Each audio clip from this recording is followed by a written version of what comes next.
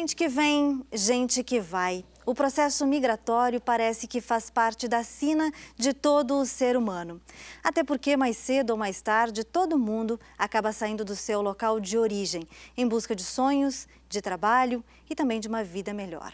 Mas essa travessia é, na maioria das vezes, cheia de dificuldades e também de muitos obstáculos.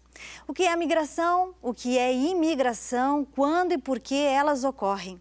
É sobre isso que a gente vai estar conversando no programa Rede de Olhares, no formato Rede Cabeças, a partir de agora, aqui na UX TV.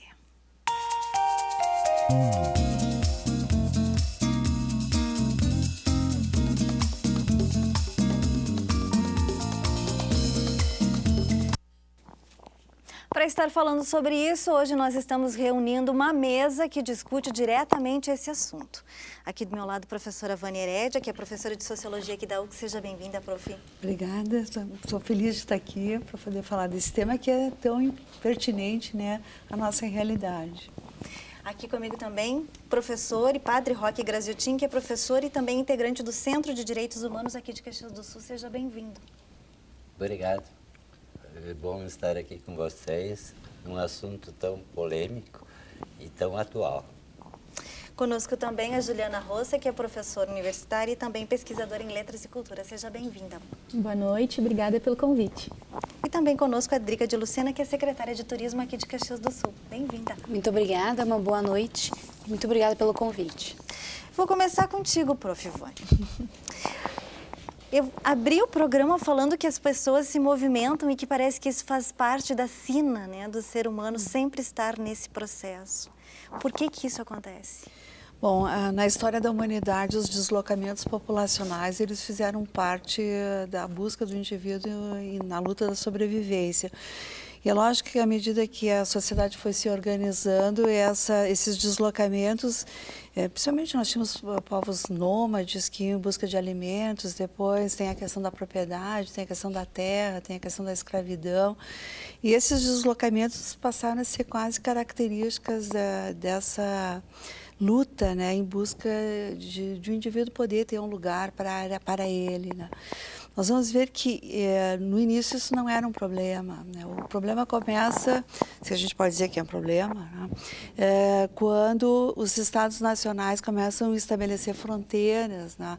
E quando se discute fronteiras, os deslocamentos que antes eram movimentos comuns, onde os indivíduos tentavam ter características em cima da própria ideia de sociedade, do grupo que pertenciam, começa a ter disputas.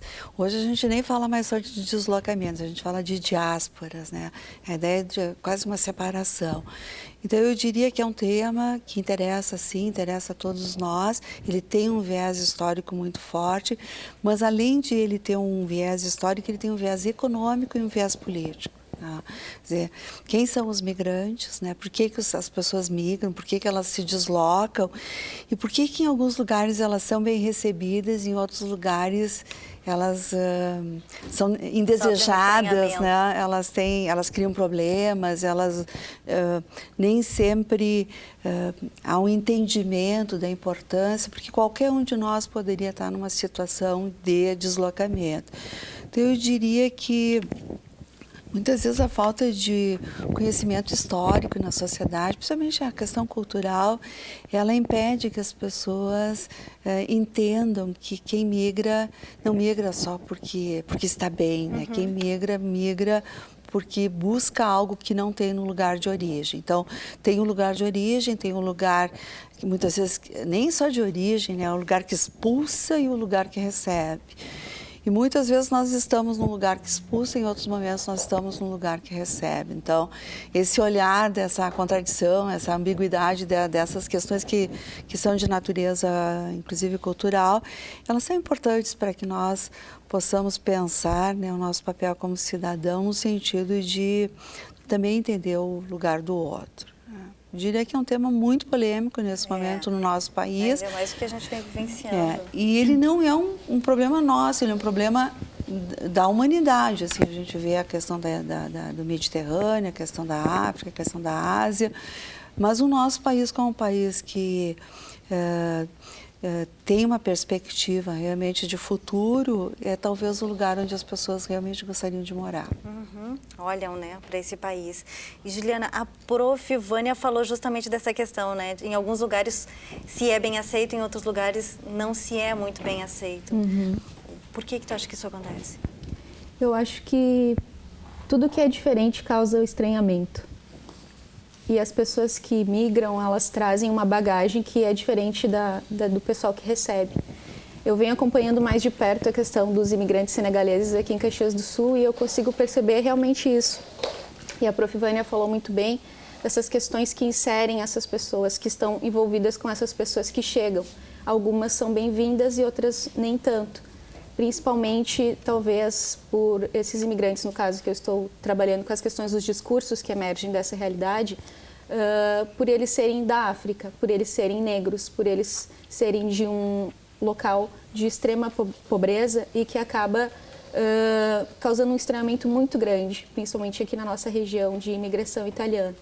Mas o papel que a gente, enquanto pesquisador, ou a nossa própria sociedade tem, é tentar entender e tentar conhecer, porque eu acho que só o conhecimento é o antídoto para que se tenha menos preconceito, para que se receba melhor as pessoas, para que a gente possa acolher. Como a prof. Vânia falava, ninguém escolhe onde nasce. A gente poderia estar no lugar de um imigrante desses. Então, a gente tem que tentar se colocar no lugar do outro e perceber que nem tudo é como a gente gostaria que fosse. Muitas vezes as pessoas são expulsas do seu lugar de destino e por que nós não podemos dar uma força, entender um pouco mais, ver o que eles estão precisando, estender a mão. E eu acho que o conhecimento é a forma fundamental para a aproximação com essas pessoas que estão chegando aqui em Caxias do Sul, principalmente. A senhora acha que tem uma questão e um componente forte que é a questão da cor, Padre Roque? Dessa aceitação ou não aceitação? Eu acredito que sim, porque o Brasil é um país bem racista. Se diz que não é racista, mas é muito racista, principalmente na nossa região toda. Região europeia, dos italianos, alemães, poloneses que se estabeleceram aqui. Então é um mundo de brancos. Quer dizer, não é o Brasil, a nossa região não é Brasil. Porque quem conhece o Brasil e percebe o norte, centro-oeste, a Amazônia, a mistura de raças, onde há o predomínio do negro e não do branco. Então, eu acho que isso favorece aqui. O pessoal diz que não é racista, mas tem um receio só de olhar. Parece, né? E já é mal visto se é negro e talvez acha que é bandido, né? Então, acho que tem um preconceito muito forte aqui na nossa região com os senegaleses, haitianos, todos esses que estão chegando da África. E o mesmo está ocorrendo na Europa, porque olha a catástrofe que é o mar Mediterrâneo hoje, né? As migrações da Europa e o bloqueio que os países europeus estão fazendo para os asiáticos e para os que estão chegando da África, né? Então, eles não admitem, porque a situação econômica também, por isso, acho que a gente não pode olhar só a questão de cor, mas a gente tem que, ao menos, tentar interpretar por um viés econômico, político e cultural. Porque dentro de uma sociedade de consumo e individualista, o que a gente quer? Mão de obra barata, que foi o que aconteceu para os imigrantes italianos que vieram para cá. Ou para substituir os escravos africanos em São Paulo no café, ou aqui, que foi essa distribuição de terra, que foi a única reforma agrária bem feita na época, Deu certo. Né, que deu certo. E as famílias que vieram abanando, que eram sem terra da Itália, chegaram aqui e hoje se acham os donos do mundo, né? E não admitem dividir. Não divide.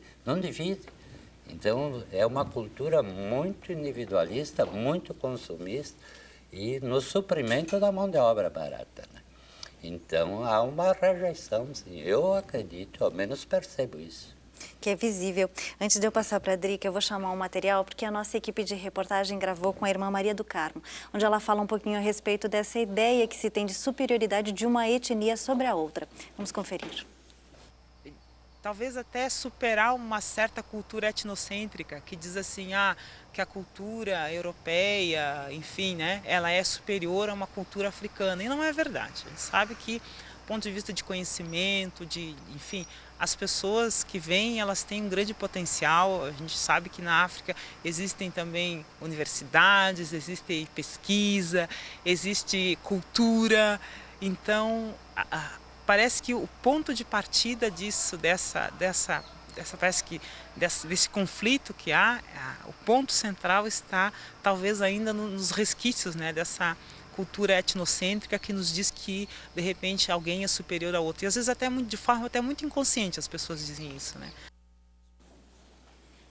Drica, como é que a gente pode olhar para esse potencial todo aí, né, que a irmã Maria do Carmo estava falando?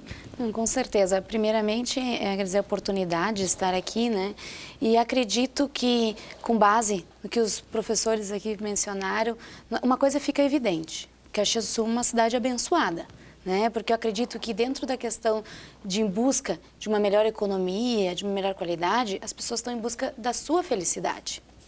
E se escolhem o nosso município, a nossa cidade, para a busca dessa felicidade, é sinal que é uma cidade muito abençoada. Porque as pessoas, a tendência dos imigrantes é de não só passarem aqui por uma determinada oportunidade, mas sim fazerem daqui o porto seu porto seguro e também dos seus familiares. Isso é uma coisa que a gente tem que olhar para esse viés. Nós, cidadãos caxienses, e quando digo, me refiro cidadão, não só os que nasceram aqui, mas o que fizeram a história desse nosso município, temos que ver que o grande desafio é, se ela nos possibilitou tanto, né, que eu tenho certeza que até quem está participando aqui, quem está nos vendo, ou até quem está aqui gravando, os cinegrafistas, muitos não nasceram aqui em Caxias do Sul. E estão vendo aqui o seu porto seguro. Então, isso é uma coisa muito importante. Caxias do Sul é uma cidade abençoada, né, padre? O grande desafio é de que forma nós devemos aceitar. Tem uma frase que uma vez eu li quando assumi a Secretaria de Turismo, que eu acho que é muito pertinente, que diz que nós devemos aceitar todo turista como um cidadão, mas nós temos que tratar todo cidadão como um turista. E aqui eu faço um leque abrindo mais para a frase que devemos aceitar não só o turista como cidadão, mas todo o imigrante. Né? E Caxias do Sul hoje é muito evidente, a gente percebe mais no âmbito de turismo, que o que foi significativo, que é significativo até hoje, quando a gente vai divulgar o destino Caxias do Sul, a predominância da questão da imigração italiana é o que faz hoje a nossa cidade ser uma cidade turística. É o que fez e faz da região ser uma cidade turística. E as outras imigrações também, a questão ali alemã mais ligada a Nova Petrópolis, né? E agora Caxias do Sul está tendo um outro potencial, que é a sua diversidade étnica, né? Presente no nosso município. Tanto é que foi tema da outra festa da uva. Que é essa questão. E eu acredito que, como os imigrantes italianos contribuíram para o desenvolvimento da nossa cidade, essas outras imigrações que estão vindo têm muito a contribuir conosco. Já mostraram no período do Caravaggio, né?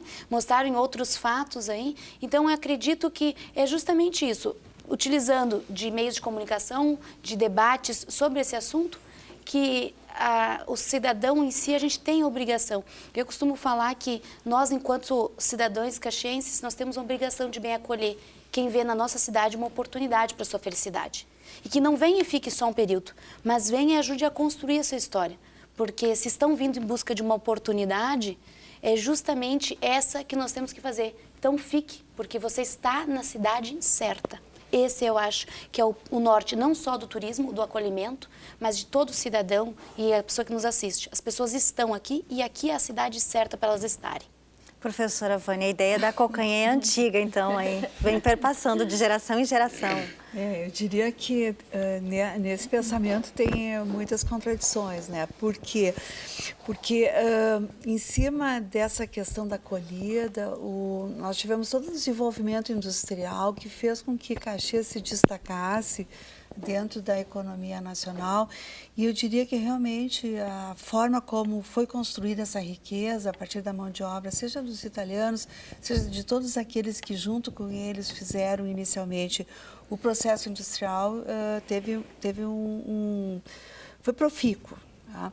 Agora, o que acontece é que eu acho que a Drica coloca muito bem essa questão de que hoje nós não temos mais só uma cultura italiana, mas ela é usada ainda como referência e como uma identidade de uma região que deu certo.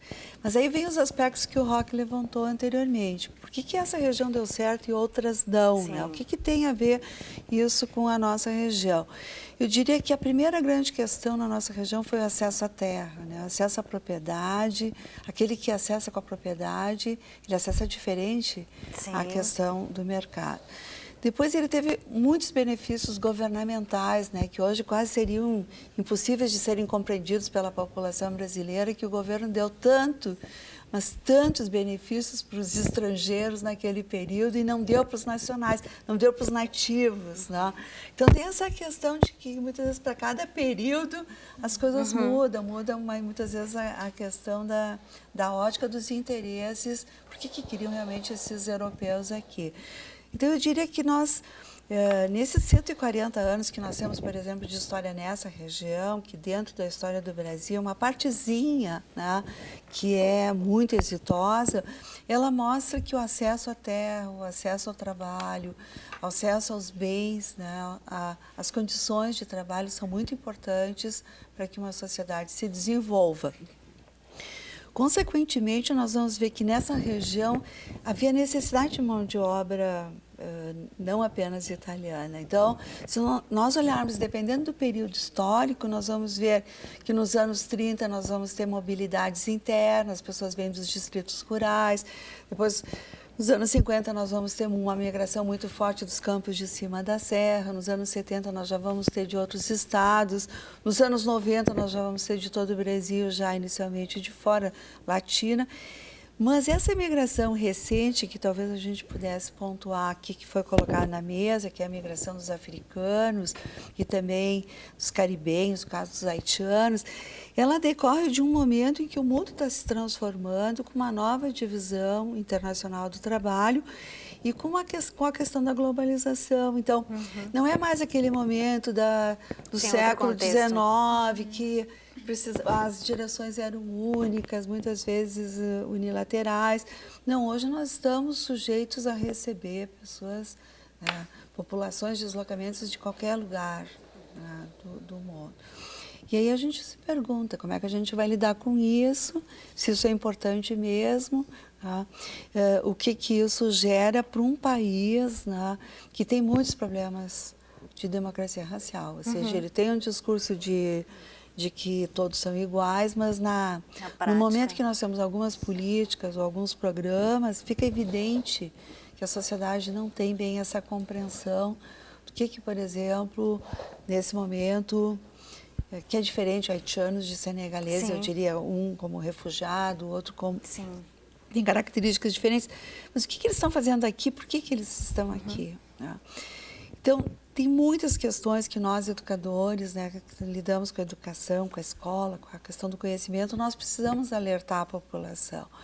Nós podemos partir do princípio que o nosso povo é constituído de africanos. Eles não são tão diferentes de nós.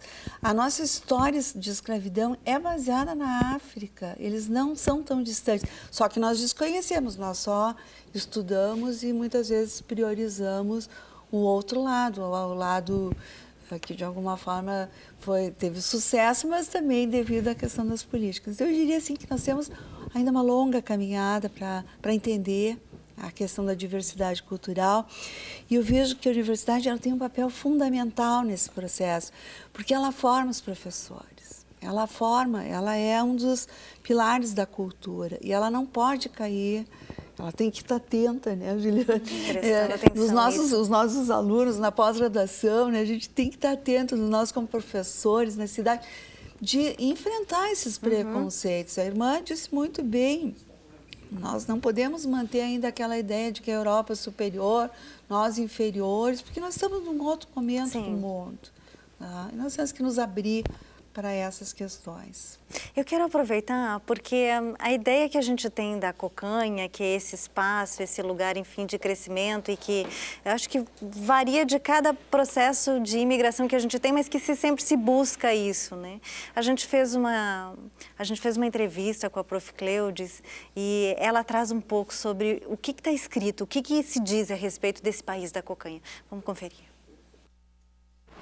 Uma das mitologias suscitadas com a descoberta da América foi de que em algum lugar desta América dizia-se que havia sim o paraíso terrestre. Na segunda metade do século XIX, quando tem início a grande imigração para o Brasil, e no nosso caso para o Rio Grande do Sul, os agenciadores de imigrantes, né, candidatos ou não, mas sobretudo os mais pobres, eram induzidos, inclusive, depois de todas as explicações e um certo convencimento, como se revelassem um segredo, né? Sotto voce, em voz baixa, dizem que na América do Brasil se encontra o país da Cocanha. Eles alimentaram a expectativa de que realmente encontrariam um mundo melhor. E não é de surpreender. Por quê? Porque toda sociedade cria suas utopias como uma válvula de escape para as suas infelicidades, para os seus desacertos, para tudo aquilo que não é bom. Para os africanos é mais ou menos parecido também, Juliana. Eu acho que todo o processo migratório envolve a utopia da Cocanha. Porque se a pessoa está bem no lugar onde ela nasceu, ela não teria por que migrar, porque é tão bom estar entre a família, estar com as suas raízes, não é? Então, o sonho da Cocanha ele é recorrente, acredito eu, para todos os processos migratórios, sejam eles desde a época da colonização, enfim, até os processos atuais migratórios. E isso a gente tem que perceber que não é uma questão agora só do Brasil, por exemplo, em relação aos africanos. Os africanos eles já vêm migrando pelo mundo há décadas. Por exemplo, a Europa passou por isso. Depois ocorreu aquele processo de estagnação econômica da Europa e eles acabaram indo para outros países, como é o caso do Brasil, Argentina, enfim, em busca dessa dita Cocanha. E eu acho que eles acabam encontrando, de certa forma, claro que com muitas dificuldades, mas eu acho que esse sonho da Cocanha deles, para nós, é algo muito positivo também, porque como é legal a gente conseguir trocar com essas pessoas. Nós conhecermos outras culturas, outras crenças, novas formas de alimentação, novas formas de ver o mundo. Eu acho que a busca dessa Cocanha, ela é positiva, tanto para quem a busca, quanto para quem acaba recebendo essas pessoas. Nesse processo de troca, de hibridismo cultural, que vai acabar com que, de repente, aos poucos, esse etnocentrismo tão enraizado que nós temos aqui, vá, de repente, se diluindo com esse contato, com essa abertura, enfim, né? Então, acho que a Cocanha ela é interessante para a gente pensar tanto quem vem como para nós aqui que acabamos recebendo.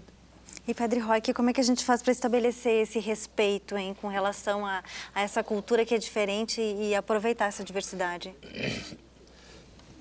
Eu sempre digo que o que é fundamental para uma pessoa poder viver? É que tenha pão, terra e trabalho. Para mim é o símbolo da coisa. Porque quando tem isso, tu vai buscar os bens públicos. os bens públicos que são a educação, a saúde, né, a cultura, se constrói. Agora, se tu não tem como sobreviver, não tem o que fazer.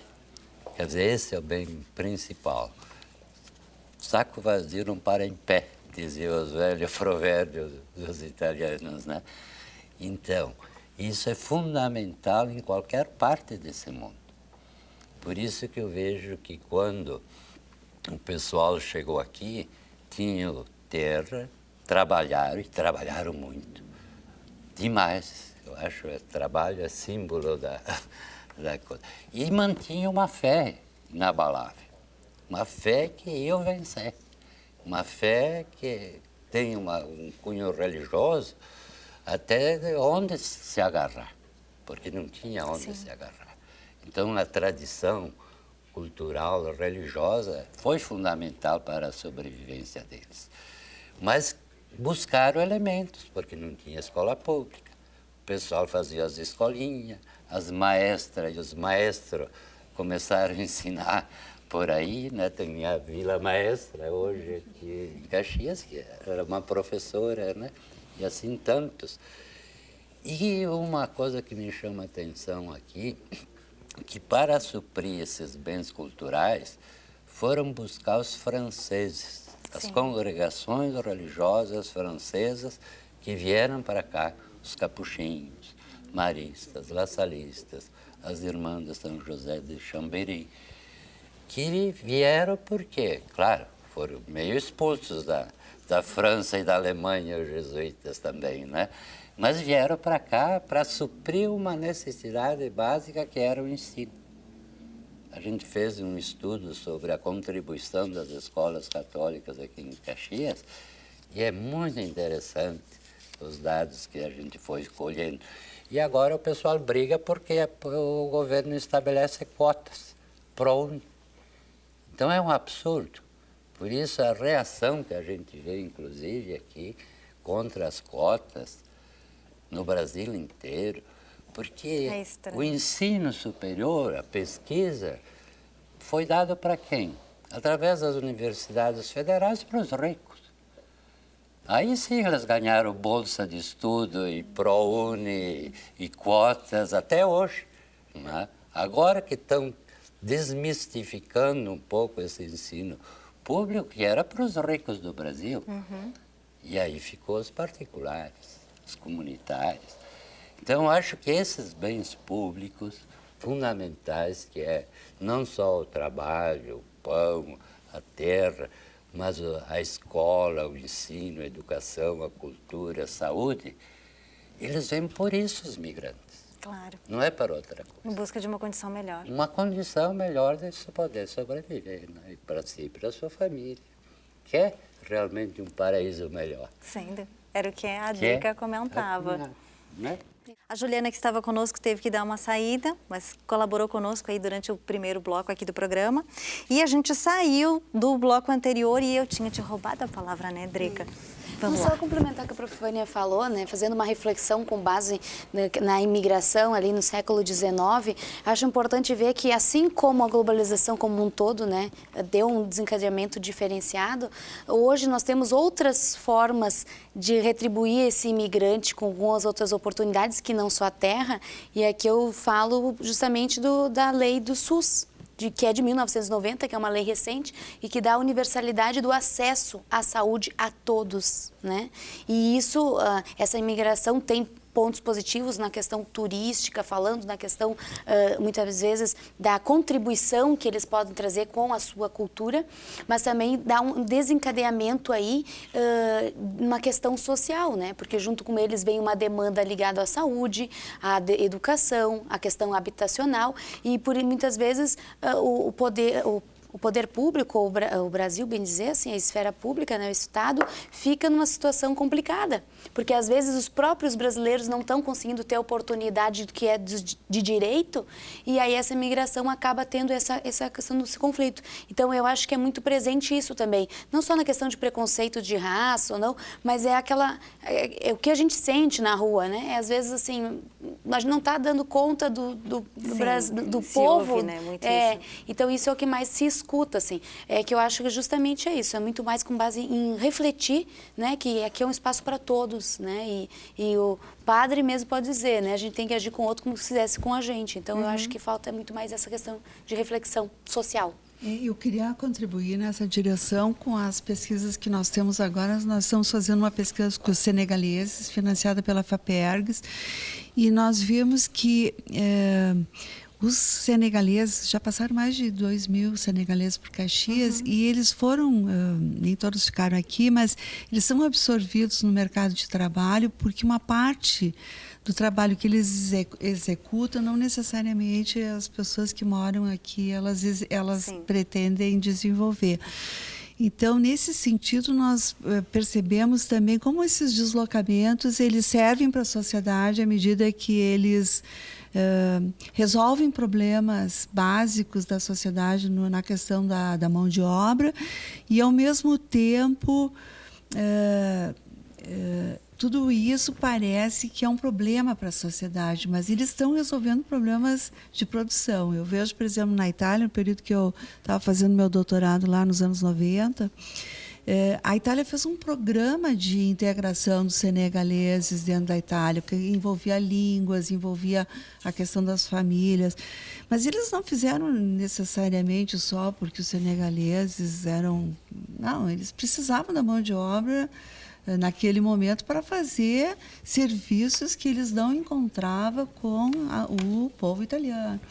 Então, nós percebemos esses movimentos nos deslocamentos populacionais. E aí eu acho que a Drica levanta uma questão que é bem muito importante, que as pessoas veem como problema, eu acho que nós temos que ver como um ganho, é que a Constituição de 88, ela promoveu uma série de universalização de direitos, que implica que qualquer indivíduo que esteja no território brasileiro, ele tem que ter, realmente, se ele estiver doente, ele tem que ser atendido. Então, isso é ruim, isso é bom, né? Isso é bom, porque se a gente está aqui e alguém está doente ou alguém precisa, a gente não vai agudizar o problema. A questão é que hoje é como se tivesse uma luta de poderes em relação a uma falta de compreensão que se eu dou para o meu irmão aquilo que parece que é meu, mas nem é, porque não necessariamente eu preciso, eu estou perdendo, né? E as pessoas não veem isso como um ganho. Porque a questão da dimensão cultural e o ganho que alarga a dimensão humana, ela é muito importante. Mas aí nós vamos ver a questão do trabalho, nós vamos ver a questão dos serviços. É muito mais amplo, né? Então, por isso que eu digo, nós precisamos ainda construir uma cultura política para dar conta desse momento, porque esse momento é só o começo. Nós não vamos ter... Nós temos o século XXI é um século diferente do século XIX. Tá? E, consequentemente, esses fenômenos, eles não vão parar por aqui. É só nós olharmos movimentos históricos, nós vamos ver que faz parte das contradições.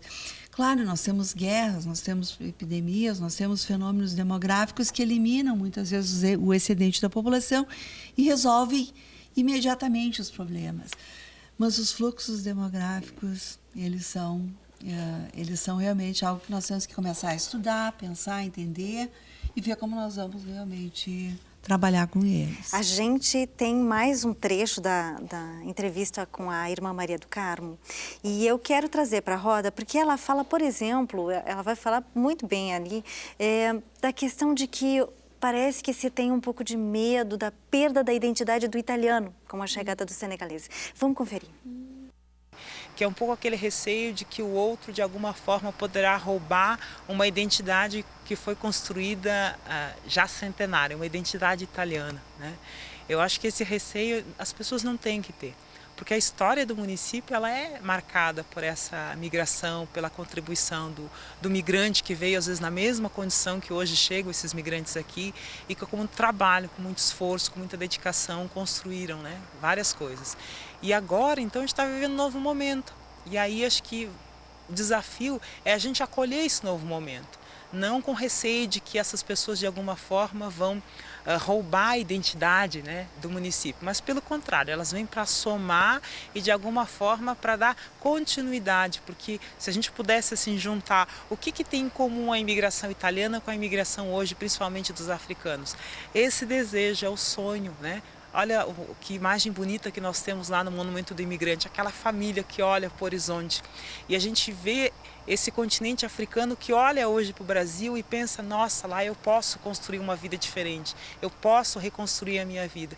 Então, se a gente pudesse, de alguma forma, aproximar esses dois momentos históricos que a gente vive hoje, que vivemos hoje, então a gente pode dizer que o que a gente tem em comum é esse sonho, esse desejo de uma vida digna, de uma vida mais plena. Como é que o senhor vê isso, Padre Roque?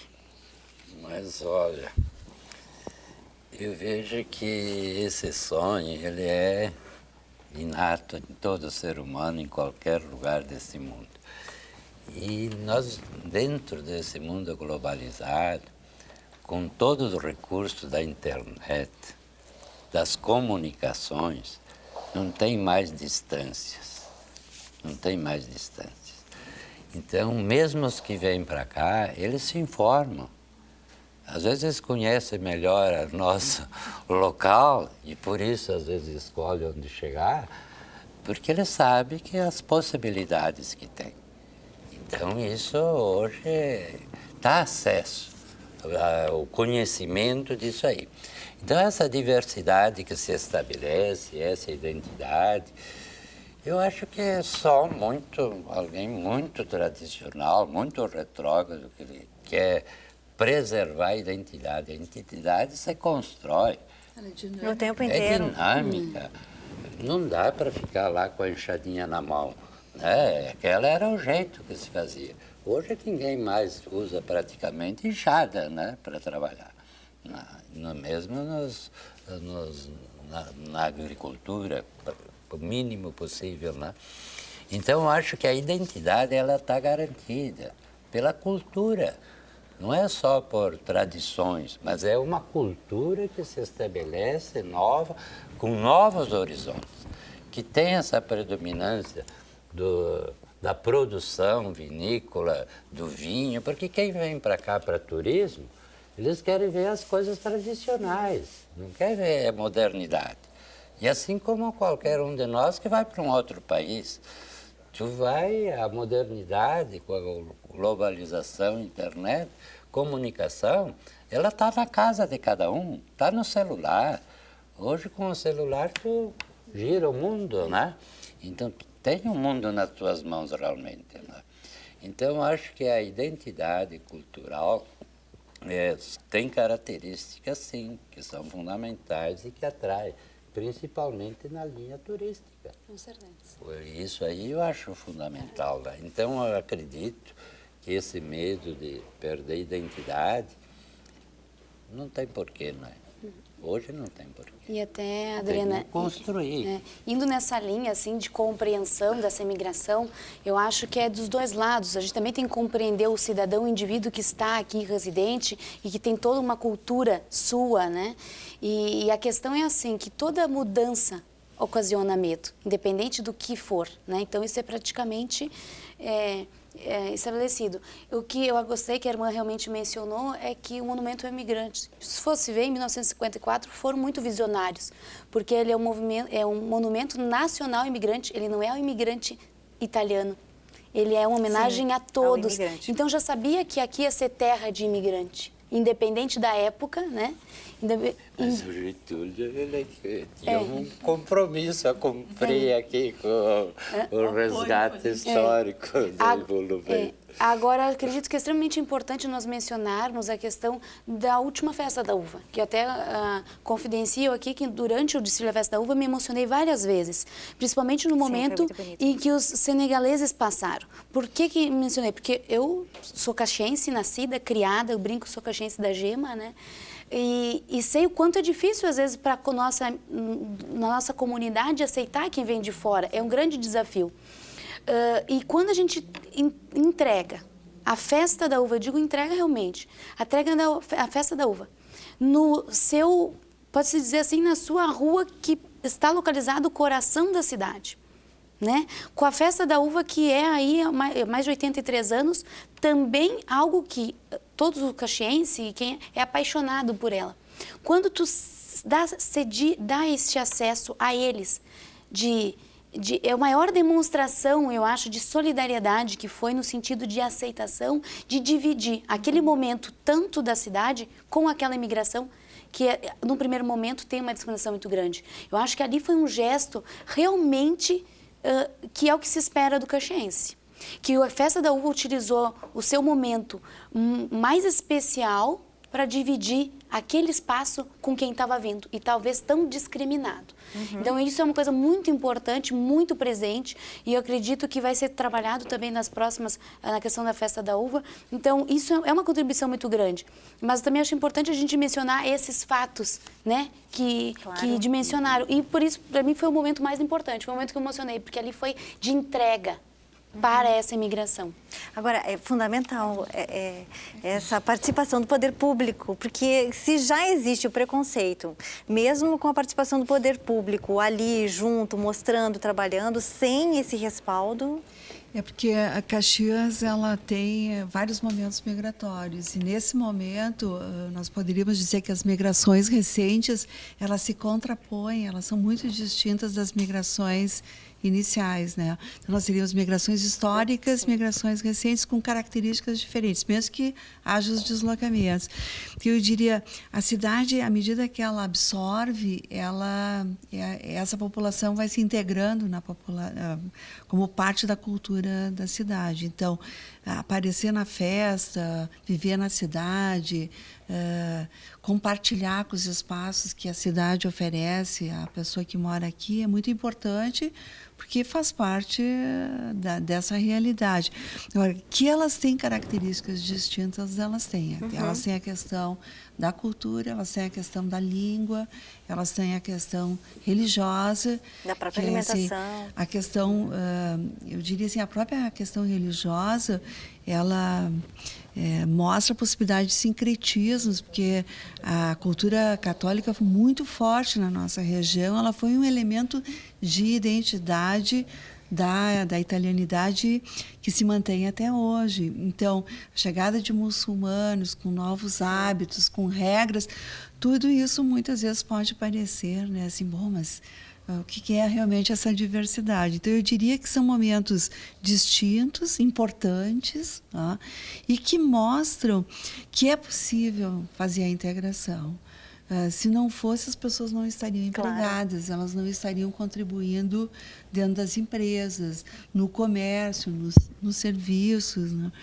E daqui a pouco nós vamos encontrar eles muito mais integrados em outras áreas que a gente também espera. Eles querem estudar. Claro. Então, nós vamos ver essa diferença. Agora, eu diria assim, que dependendo do tipo de imigração, que é o caso da diferença, por exemplo, dos haitianos com os senegaleses, nós vamos ver que alguns não vieram fugidos de uma realidade, vieram decorrentes de uma situação climática, da questão do terremoto, outros vieram devido a guerras. Nós vamos ver os conflitos contínuos dessas regiões onde o europeu foi o colonizador, ele que fez toda a exploração colonial, e que existem elos com a nossa história, né? Seja com o português, seja com o inglês, seja com o francês. Então, eu acho que a juventude hoje, as gerações mais novas, elas têm que conhecer essa história para poder entender o outro lado e para poder dar um passo de síntese, senão nós vamos ficar só no antídoto. e aí a gente não cresce, né? Então, acho que a escola é fundamental, os professores estarem preparados para lidar com a questão migratória, com a questão da cultura, com a questão religiosa, com a língua, né? Então, são desafios que eu colocaria para a cidade, para as próximas décadas, né? Porque isso não vai parar por aqui, né? Eu quero trazer para a roda mais uma fala da Prof. Cleudes, porque é bem nesse sentido, quer dizer, se sai de um lugar, às vezes, por uma condição bem adversa mesmo, se chega nesse novo espaço, nesse novo lugar que se escolheu, e a situação, claro que tem todo o sonho, essa busca, mas a realidade também pode ser bastante dura. Vamos conferir. Há um imigrante que é para mim uma referência. O apelido dele era Penaccio, o nome Andrea. Ele devia ser um homem com extrema sensibilidade, porque acho que quando ele percebia o limite permitido para a sanidade dessa comunidade, ele os chamava a todos e os confortava de algum modo, né? Os encorajava. Afinal, estamos aqui, não temos como voltar. E ele concluía dizendo: aqui ou se vence ou se morre. No país da cocanha, a insistência com a comida não deixa dúvidas de que o grande móvel da imigração foi a miséria e a fome. Drica, essa necessidade desse imigrante conseguir lidar com isso tudo e de ter esse outro, que é também, né, do próprio grupo se fortalecendo com o apoio da cidade, do poder público, faz a diferença. Com certeza, mas eu acho que é isso que se espera do poder público, né? O poder público, este é o papel dele, tem um papel fundamental, até porque sobre o guarda-chuva dele está os principais atributos que uma pessoa busca para ter a sua dignidade, né? Que eu digo aí que é elementar a questão da educação, para te ter uma grande oportunidade também, que depois desencadeia uma própria oportunidade de emprego, a questão da saúde também, assistência à saúde, e acredito principalmente que dentro desses processos, desses guarda-chuvas, que é um ensino fundamental, né?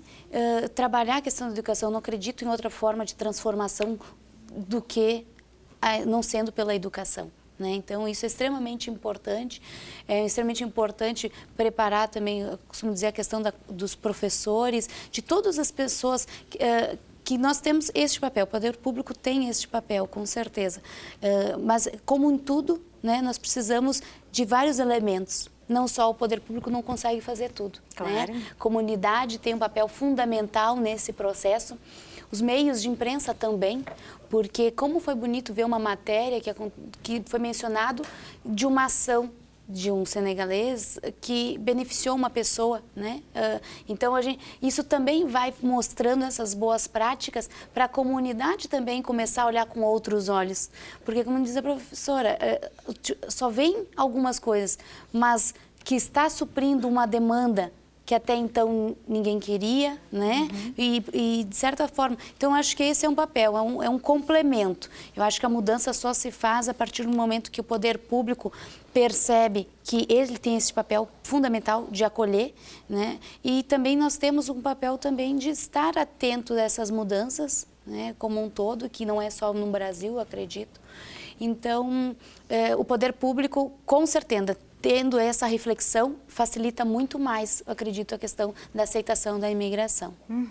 Padre Roque, de qualquer forma, porque a gente senta aqui, discute, olha para isso tudo, né? De um ponto de vista, eu acho bem privilegiado, né?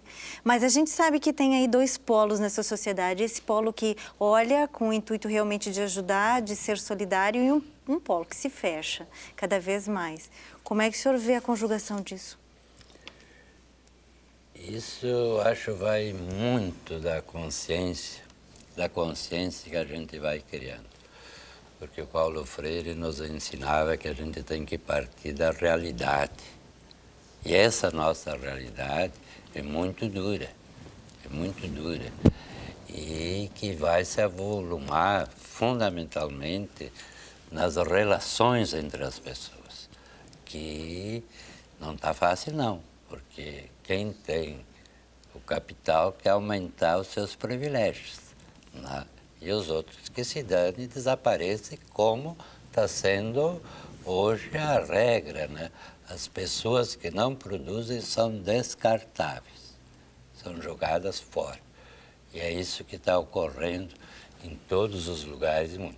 Por isso, acho o desafio do poder público hoje em dia é muito difícil, muito significativo. E não é possível se não tiver uma participação, um diálogo, e para entender essa diversidade. Então, hoje eu acho que é difícil, muito difícil o poder público encaminhar. Sozinho Em não tem nível como. nacional, está se trabalhando, porque a realidade exige, uma nova lei migratória, toda uma discussão que está começando a se estabelecer, congressos de discussões, porque é uma nova contexto, uma nova realidade, dentro dessa diversidade de oportunidades. Agora, eu sempre sou do lado da maioria oprimida. Eu optei por aí. Né? Então, ajudo e respeito a todos, mas eu acho que a gente não dá para ser neutro nisso, não. Não dá. Agora, eu só Não dá para ser neutro, até não. complementando, Adri, que eu acho que como eu estou na questão do município, né? Acho que é extremamente importante a gente ter muito presente que às vezes como municipalista, eu que sou, né, municipalista, a gente percebe assim que o que a gente arrecada muitas vezes no município, 60% se destina à esfera federal. Né, 25% se destina à esfera estadual e 15% é o que fica no município. E quando esse imigrante ele vem buscar oportunidade, ele vai na unidade básica de saúde, que é aqui do município. Ele vai buscar a creche, que é aqui do município. Né? Então, assim, tem que ter, eu acredito que tem que ter, sim, em nível federal, uma nova legislação com isto, mas prevendo, porque o município ele tem por lei que investir no mínimo 15% em saúde. Né? A gente investe mais de 30%. E com essa nova questão de imigração que o governo nacional, que o governo federal está possibilitando, vem também muitas demandas que vai atingir diretamente para o município e muitas vezes não vai dar conta disso. Então, junto também tem que ser revista uma questão tributária em relação a isso. Por isso que não quero fazer reforma tributária e nem política, para continuar tudo como está, com os velhos padrões. Esse é o nosso drama que estamos vivenciando. É só olhar o Congresso Nacional, olha os absurdos que estão acontecendo hoje no nosso Congresso Nacional. Eu vou precisar segurar só um pouquinho, que nós estamos terminando o programa, é uma pena. Eu vou lhe passar a palavra e quero que a senhora já faça o encerramento. Eu só queria responder para a Drica que a lei da migração era uma lei do período militar, da época dos militares. E ela realmente não dava conta, mas o Brasil recebeu muita mão de obra no período para poder construir a ideia de nação, a ideia de desenvolvimento, toda a questão da modernização. E hoje essa lei que está sendo discutida e está chamando a sociedade para poder resolver algumas questões que são realmente, eu diria, drásticas, para que ela aconteça, precisa de compreensão do que significa o processo migratório. E a gente não vê isso, por exemplo, no parlamento, a gente não vê isso em todas as câmaras. Né? E isso é muito grave, porque isso implica numa redução, assim, então eu garanto aqueles que já têm direitos e o resto fica fora, só que daqui a pouco esse fora significa ameaça de todos nós. A discussão tem que ser ampliada. Então eu diria assim, é um tema que tem que ser realmente discutido. Eu parabenizo o programa por trazer isso para a discussão. A gente que agradece a E nós participação. temos realmente à disposição, porque a pesquisa eu acho que ela ajuda a atualizar os dados, né? E a universidade tem investido isso historicamente nessa área. Eu acho que cada um tem que fazer o seu papel mesmo, né? Na pesquisa, nos direitos humanos, no poder público e na mídia, inclusive. Queria agradecer muito a vinda de vocês. Obrigada por terem estado com a gente aqui, né? No programa Rede de Olhares, no Rede Cabeças. Hoje a gente vai ficando por aqui com essa temática, que não se esgota, como foi discutido aqui durante o programa, e a gente volta com certeza numa próxima, ampliando outros aspectos dessa discussão. Até a próxima.